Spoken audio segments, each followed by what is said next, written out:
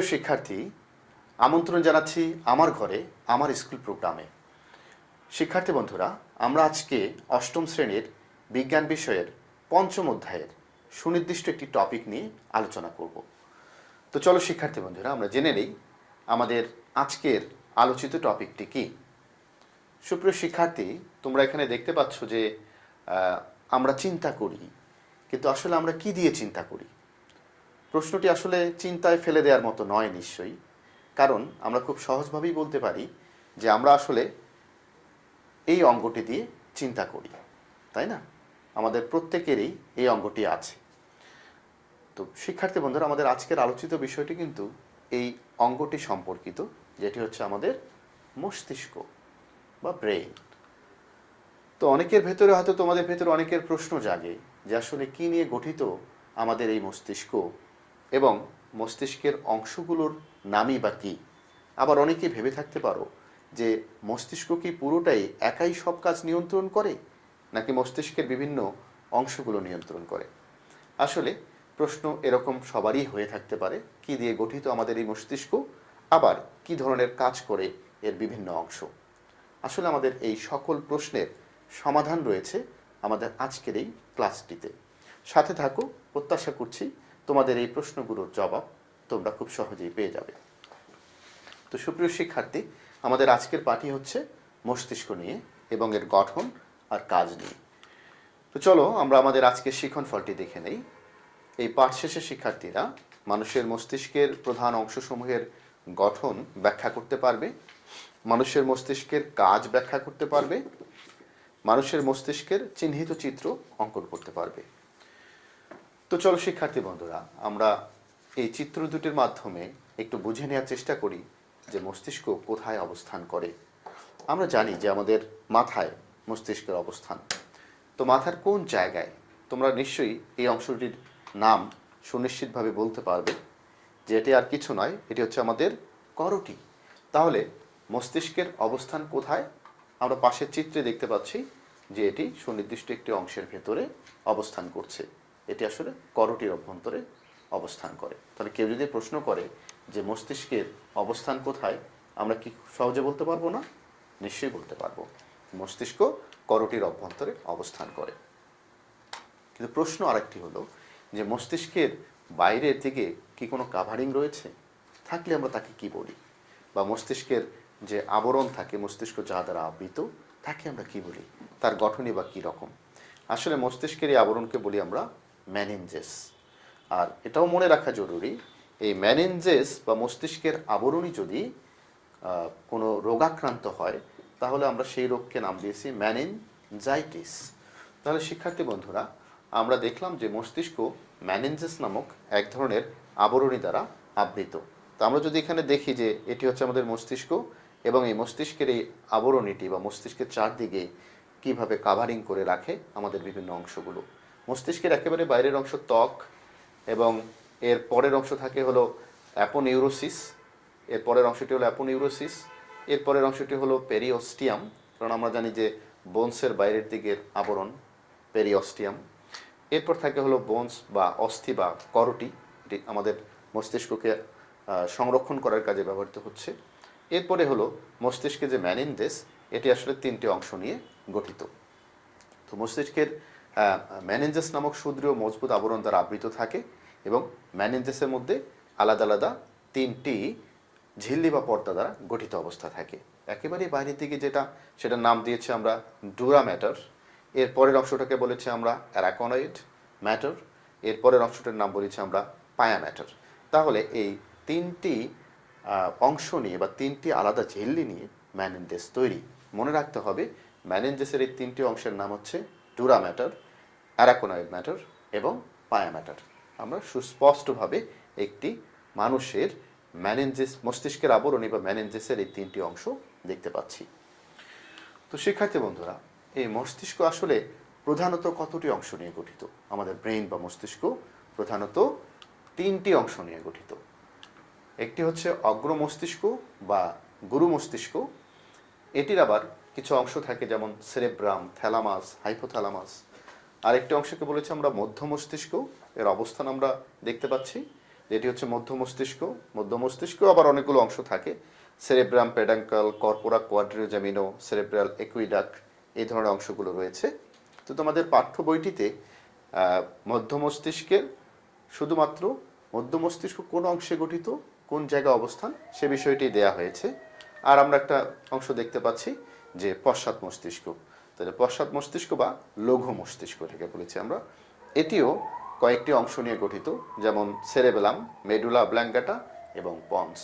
তো চলো শিক্ষার্থী বন্ধুরা, আমরা প্রত্যেকটি অংশ নিয়ে আলাদা করে আলোচনা করি এবং দেখি প্রত্যেকটি অংশ কিভাবে গঠিত আর কি কাজ করে। আমরা এখানে দেখতে পাচ্ছি যে অগ্র মস্তিষ্ক, যাকে আমরা গুরু মস্তিষ্ক বলে থাকি।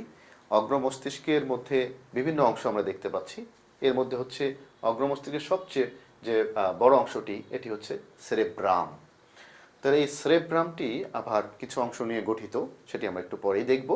তো এর বাইরে আছে হলো হাইপোথ্যালামাস। আমরা অবস্থানটুকু জেনে নিই, এটা হচ্ছে হাইপোথ্যালামাস। হাইপোথ্যালামাসের সাথে আবার পাশে উপরের দিকে এখানে থ্যালামাস অবস্থান করছে। আমরা আবার এই প্রত্যেকটি অংশকেই আলাদা করে দেখি যে এদের গঠনটা কীরকম। তাহলে মস্তিষ্কের প্রধানত আমরা তিনটি অংশ দেখলাম। অগ্র মস্তিষ্কের প্রধানত আমরা তিনটি অংশ দেখলাম। এই তিনটি অংশ হচ্ছে সেরেব্রাম, থ্যালামাস, হাইপোথ্যালামাস। সেরেব্রামটা আসলে একেবারে মস্তিষ্ককে বাইরে থেকে দেখলে যে অংশটা দেখে মনে হয় যেটা মস্তিষ্ক, ঠিক এই বাহ্যিক গঠন দেখেই মনে হয় যে এই মস্তিষ্কের গঠনটা কেমন, সেটি আসলে সেরেব্রাম। তাহলে মস্তিষ্কের প্রায় 80% অংশ গঠন করে কে? সেরেব্রাম। এবং দুটি বড় ও কুণ্ডলী পাকানো খাঁজ বিশিষ্ট আর খণ্ড দুটিকে সেরেব্রাল হেমিস্ফিয়ার বলা হয়।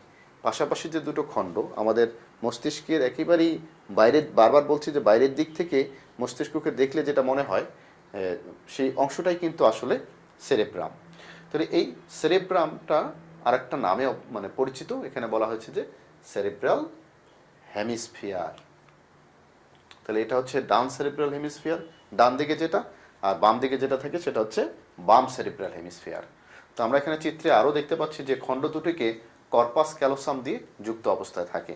এখানে একটা গঠন আমরা দেখতে পাচ্ছি যে দুটি সেরিব্রাল অংশ এবং কর্পাস ক্যালোসাম, এখানে এক ধরনের একটা ব্যান্ডের মতো একটা অংশ আছে, যে অংশটা এই দুটো খণ্ডকে একসাথে যুক্ত করে থাকে। আমরা মস্তিষ্কের লম্বচ্ছেদ করে দেখেছি এখানে, এই জন্য এই অংশটি এরকম দেখাচ্ছে। এর পাশে আরেকটি খণ্ড ঠিক এভাবে যুক্ত অবস্থায় থাকবে। আমাদের এই সেরেব্রামকে আমরা যদি আরও একটু ভালোভাবে পর্যবেক্ষণ করি, তাহলে দেখা যায় যে সেরেব্রামের উপরে 2 থেকে 4 মিলিমিটার অংশ সেরেব্রাল কর্টেক্স বা গ্রে ম্যাটার দিয়ে গঠিত। একেবারে এই যে ধূসর বর্ণের যে অংশগুলো আমরা দেখতে পাচ্ছি, এগুলোকে বলেছি আমরা গ্রে ম্যাটার। আর ভেতরের দিকে আবার থাকে কর্টেক্সের ভেতরে হোয়াইট ম্যাটার নির্মিত সেরেব্রাল মেডুলা। তাহলে বাইরের দিকে যেটা থাকে সেটা হচ্ছে সেরেব্রাল কর্টেক্স, যেটি গ্রে ম্যাটার নামে পরিচিত। বাইরের অংশটাকে বলেছি আমরা কর্টেক্স, আর ভেতরের অংশটাকে বলেছি আমরা মেডুলা। তাহলে এখানে আমরা দেখতে পাচ্ছি যে হোয়াইট ম্যাটার নির্মিত যে অংশটা সেটি হচ্ছে মেডুলা। কর্টেক্সের মধ্যে আমরা কর্টেক্সের মধ্যে যে বাইরের দিকে তো কর্টেক্স, তাহলে কর্টেক্সের যে উঁচু স্থানসমূহ এটাকে আমরা নাম দিয়েছি হলো জাইরাস। তো মস্তিষ্কের যে খাঁজ বিশিষ্ট উঁচু স্থানগুলো থাকে, এই উঁচু স্থানগুলোর নাম দিয়েছি আমরা হলো জাইরাস। আর যে নিচু স্থানগুলো থাকে, এই যে নিচু নিচু নিচু যে স্থানগুলো এখানে দেখতে পাচ্ছি আমরা, এই নিচু স্থানগুলোকে আমরা বলেছি হলো সালকি। তাহলে আমরা কর্টেক্সের এখানে দুটো অংশ দেখলাম বাইরের দিক থেকে, উঁচু উঁচু অংশগুলোর নাম বলেছি আমরা জাইরাস, নিচু অংশগুলোর নাম বলেছি আমরা সালকি। আসলে এই সেরেব্রাম আরও কতগুলো খণ্ড নিয়ে গঠিত। আমাদের করোটির যে খণ্ডগুলো আছে এই খণ্ডগুলো নিয়ে সেরেব্রাম আসলে 6টি খণ্ড নিয়ে গঠিত, তোমরা এখানে দেখতে পাচ্ছ। শিক্ষার্থী বন্ধুরা, তোমরা যখন আরও বড় ক্লাসে উঠবে তখন এই সংক্রান্ত বা এই খণ্ডগুলো সংক্রান্ত আলোচনা তোমরা সেখানে দেখতে পাবে। শুধু এখন জেনে রাখো যে আমাদের এই সেরেব্রাম কয়েকটি খণ্ডে বা লোবে বিভক্ত। এরপর হচ্ছে থ্যালামাস। আমরা দেখতে পাচ্ছি যে মস্তিষ্কের অগ্র মস্তিষ্কের একটি অংশ হচ্ছে কি থ্যালামাস, এবং সেরেব্রামের নিচের দিকে মেডুলা সংলগ্ন দুটি ক্ষুদ্র এবং ডিম্বাকৃতির যে অংশ, এটার নাম বলেছি আমরা থ্যালামাস। তো গ্রে ম্যাটার দিয়ে গঠিত অংশ হচ্ছে থ্যালামাস। থ্যালামাসটা কি দিয়ে গঠিত? গ্রে ম্যাটার দিয়ে গঠিত। যদিও এটা ভেতরের অংশ, তারপর এটি গ্রে ম্যাটার নির্মিত। প্রতিটি থ্যালামাসের দৈর্ঘ্য হচ্ছে 4 সেন্টিমিটার। একটি স্নায়ুরজ্জুর যোজক দ্বারা এরা পরস্পর সংযুক্ত অবস্থায় থাকে। যেহেতু আমরা দেখলাম যে দুটি থ্যালামাস অংশ কয়টি থাকে? দুটি থাকে, ডিম্বাকৃতির অংশ। এরপরের অংশটুকুর নাম জানি আমরা হাইপোথ্যালামাস। এটিও আমরা আলোচনা করছি যে অগ্র মস্তিষ্কের বিভিন্ন অংশ নিয়ে। তো হাইপোথ্যালামাস কি কাজ করে? এটি থ্যালামাসের ঠিক নিচে অবস্থিত, গ্রে ম্যাটারে নির্মিত এবং অনেকগুলো পৃথক অঞ্চলে বিভক্ত অবস্থায় থাকে। হাইপোথ্যালামাস একটি সূক্ষ্ম অংশের সাহায্যে পিটুইটারি গ্রন্থির সাথে যুক্ত থাকে। তোমরা জানো আমরা আমাদের দেহের গ্রন্থি রাজ বা মাস্টার গ্ল্যান্ড বলে থাকি পিটুইটারি গ্রন্থিকে। এখানে তোমরা দেখতে পাচ্ছ ছোট্ট একটি গ্রন্থি, যাকে দেখতে মটর দানার মতো একটা গ্রন্থি। এই গ্রন্থিটাই কিন্তু আমাদের বডির সব গ্রন্থি কাজগুলোকে নিয়ন্ত্রণ করে, সব ধরনের হরমোন ক্ষরণকে নিয়ন্ত্রণ করে। প্রিয় শিক্ষার্থী, আমরা এবার দেখতে পাচ্ছি যে আমাদের মস্তিষ্কের 2 নম্বর খণ্ডটি বা অংশটি, সেটি হচ্ছে মধ্য মস্তিষ্ক। আমরা চিত্রে এখানে দেখতে পাচ্ছি যে আমাদের মধ্য মস্তিষ্কের অবস্থাটি ঠিক এখানে, এবং মধ্য মস্তিষ্ক আরও অনেকগুলো অংশ নিয়ে গঠিত। তো মধ্য মস্তিষ্ক মোটামুটি 3টি প্রধান অংশ নিয়ে গঠিত। ঠিক বলেছি আমরা, সেরেব্রাল পেডাঙ্কল, কর্পোরা কোয়াড্রিজেমিনা এবং সেরেব্রাল অ্যাকুইডাক্ট। আমি আগেই বলেছি এই অংশগুলোর বিস্তারিত আলোচনা তোমরা তোমাদের পরবর্তী শ্রেণীতে আর উচ্চ শ্রেণীতে পাবে। আপাতত আমরা জেনে রাখি যে আমাদের এখানে পশ্চাৎ মস্তিষ্ক এবং অগ্র মস্তিষ্ক এর মধ্যবর্তী জায়গায় মধ্য মস্তিষ্কের অবস্থান, ঠিক কর্পাস ক্যালোসামের একটু নিচের দিকে, এবং মেডুলা অবল্যাঙ্গাটা আর হলো পন্স এর ঠিক উপরের দিকে এই মধ্য মস্তিষ্কটা অবস্থিত। সুপ্রিয় শিক্ষার্থী, এবার আমরা জেনে নেই আমাদের মস্তিষ্কের যে লাস্ট অংশটি অর্থাৎ পশ্চাৎ মস্তিষ্ক নিয়ে। এটি মস্তিষ্কের পশ্চাৎ অংশ এবং 3টি প্রধান অংশের সমন্বয়ে গঠিত। তোমরা এখানে দেখতে পাচ্ছ যে এখানে আলাদা কালার করা যে অংশগুলো অর্থাৎ পন্স, সেরেবেলাম এবং মেডুলা অবল্যাঙ্গাটা, এই 3টি প্রধান অংশ নিয়ে আবার পশ্চাৎ মস্তিষ্ক গঠিত। তো সেরেবেলাম আমরা দেখতে পাচ্ছি যে পশ্চাৎ মস্তিষ্কের সবচেয়ে বড় অংশ, যা সেরেব্রাল হেমিস্ফিয়ারের নিচে অবস্থিত। চিত্রে তোমরা দেখতে পাচ্ছ এই অংশটির নাম হচ্ছে সেরেবেলাম। কুণ্ডলীকৃত ও 2টি সমগোলার্ধে গঠিত। গোলার্ধ দুটি ভার্মিস নামে একটি ক্ষুদ্র যোজকের সাহায্যে পরস্পর যুক্ত অবস্থায় থাকে। তো এই অংশটির নাম হচ্ছে সেরেবেলাম। এরপর আমরা দেখতে পাচ্ছি যে এখানে 2টি অংশ, একটি পন্স এবং মেডুলা অবল্যাঙ্গাটা। আমরা এখন আলোচনা করছি মেডুলা অবল্যাঙ্গাটা নিয়ে, যে পন্সের নিচের কিনারা ঘেঁষে প্রসারিত এই অংশটি হচ্ছে পন্স, যার নিচের কিনারা ঘেঁষে প্রসারিত অনেকটা পিরামিড আকৃতির একটি দণ্ডাকার অংশ, যার নাম হচ্ছে মেডুলা অবল্যাঙ্গাটা। তো মেডুলা অবল্যাঙ্গাটা কি করে? করোটিক স্নায়ুর উৎপত্তি স্থল হিসেবে কাজ করে এবং সংশ্লিষ্ট স্নায়ুর কাজ নিয়ন্ত্রণ করে। এখান থেকে যে স্নায়ুগুলো বেরিয়ে যায় সেগুলোর কাজ নিয়ন্ত্রণ করে। তো প্রিয় শিক্ষার্থী, আমরা এবার দেখতে পাচ্ছি যে এখানে আরেকটি সুনির্দিষ্ট গঠন, এই অংশটি আসলে ভিন্ন রং দিয়ে একটু হাইলাইট করা হয়েছে, যাকে আমরা বলেছি পন্স। আমরা জানি যে মেডুলা অবল্যাঙ্গাটার ঠিক উপরের অংশটির নাম হচ্ছে পন্স, এবং মেডুলা অবল্যাঙ্গাটার উপরের অংশের মেঝে অবস্থিত আড়াআড়ি স্নায়ুতন্তু নির্মিত একটি পুরু ব্যান্ড, যাকে বলেছি আমরা পন্স। তো সুপ্রিয় শিক্ষার্থী, আমরা জানলাম যে আমাদের 3টি প্রধান অংশ মস্তিষ্কের বিভিন্ন অংশগুলো নিয়ে গঠিত: অগ্র বা গুরু মস্তিষ্ক, মধ্য মস্তিষ্ক এবং পশ্চাৎ বা লঘু মস্তিষ্ক। এই মুহূর্তে তোমাদের হাতের কাছে যদি কাগজ কলম থেকে থাকে, তাহলে তোমরা আমার সাথে মস্তিষ্কের 3টি প্রধান অংশের সাথে সম্পৃক্ত যে কাজগুলো তোমরা আমার সাথে চাইলে লিখেও নিতে পারো। আমরা এখানে দেখতে পাচ্ছি যে এটি হচ্ছে আমাদের অগ্র বা গুরু মস্তিষ্ক এবং এর কাজগুলো কি। শিক্ষার্থী বন্ধুরা, তোমরা এখানে দেখতে পাচ্ছ যে একটি বালক খুব চিন্তায় মগ্ন। তো অগ্র মস্তিষ্কের কাজ হলো চিন্তা করা, উদ্ভাবন করা, সৃজনশীল কোনো কাজের সাথে সংযুক্ত করা। এটি একটি কাজ। আমরা দেখছি যে এখানে সে আবার ঘ্রাণও নিচ্ছে, তার মানে কি ঘ্রাণ বা এই ধরনের অনুভূতি গ্রহণের কাজের সাথে রিলেটেড আমাদের অগ্র মস্তিষ্ক। আবার আমরা দেখতে পাচ্ছি যে একজন খুব চিন্তা করে কিছু একটা লিখছে, পরীক্ষার মধ্যে কোনো কিছু লিখছে, তার মানে সে সৃজনশীল কিছু কাজের সাথে রিলেটেড। আমরা আগেও বলেছি এই ধরনের কাজগুলোর সাথে সম্পৃক্ত হচ্ছে আমাদের অগ্র মস্তিষ্ক বা গুরু মস্তিষ্ক। এবং আমাদের দেহের যে পেশি সঞ্চালন, আমরা হাঁটা চলা করি, মুভমেন্ট করি, বিভিন্ন কাজকর্ম করি সব ধরনের, এবং আমাদের দেহের ডান পাশের অংশগুলো ডান দিকের পেশি, বাম পাশের অংশগুলো বাম দিকের পেশি, এই কাজগুলোর সাথে রিলেটেড হচ্ছে আমাদের এই অগ্র মস্তিষ্ক বা গুরু মস্তিষ্কের কাজ।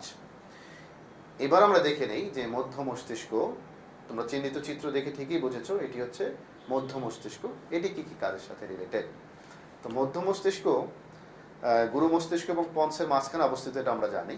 এবং এটি মূলত হচ্ছে শ্রবণ এবং অক্ষি গোলকের সঞ্চালন বা অক্ষি পেশির সঞ্চালনের সাথে রিলেটেড থাকে। চোখকে নাড়াচাড়া করা, চারদিকে ঘোরানো, এই কাজগুলোর সাথে রিলেটেড থাকে এবং শোনার ক্ষেত্রে বা শ্রবণের ক্ষেত্রে এরা সহায়তা করে। পাশাপাশি হচ্ছে যে দর্শন দেখার ক্ষেত্রেও মধ্য মস্তিষ্ক ভূমিকা পালন করে থাকে।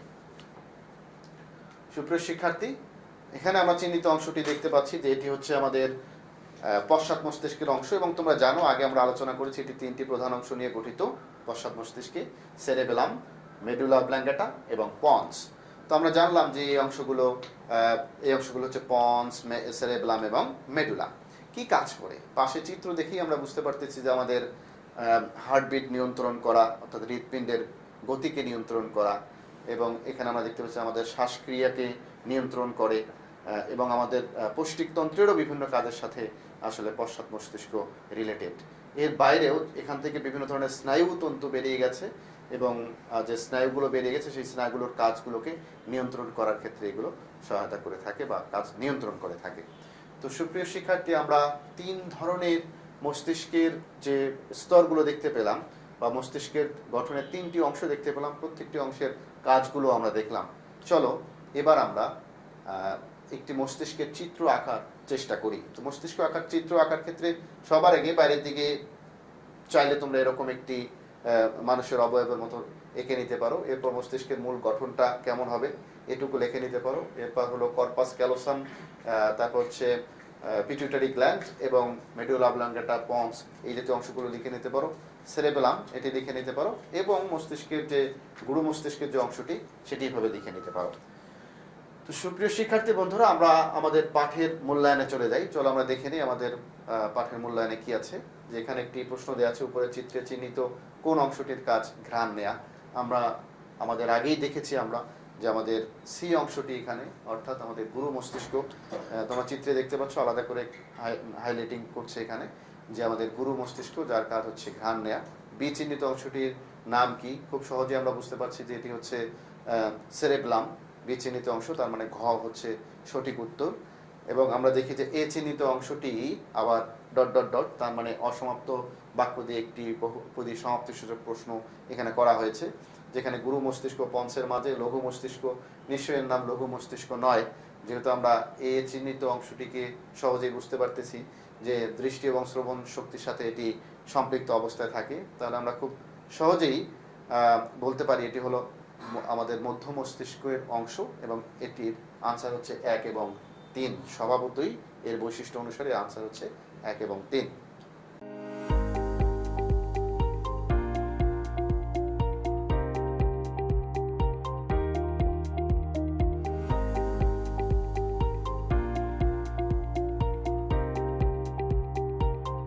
এরপর আমরা দেখে নেই যে আমরা এখানে তিনটি চিত্র দেখতে পাচ্ছি। একটি হলো ঘ্রাণ নেওয়া হচ্ছে, আর একটি হলো শ্বাসক্রিয়াটা দেখানো হচ্ছে, এবং আরেকটি আমরা দেখতে পাচ্ছি যে মানুষের চলাফেরা বা পেশি, অস্থিপেশির সঞ্চালন, এই বিষয়গুলো লক্ষ্য করা হচ্ছে। তোমরা নিশ্চয়ই এইগুলোর উত্তর নিজেরা পাঠের আলোচনা থেকে দিতে পারবে। তারপরে তোমরা বইয়ের সহায়তা নিয়ে এই কাজগুলোর উত্তর তোমরা রেডি করবে, এবং আমি প্রত্যাশা করছি যে আজকের আলোচনায় খুব সহজেই এই উত্তরগুলো তোমাদের জানা হয়ে গেছে।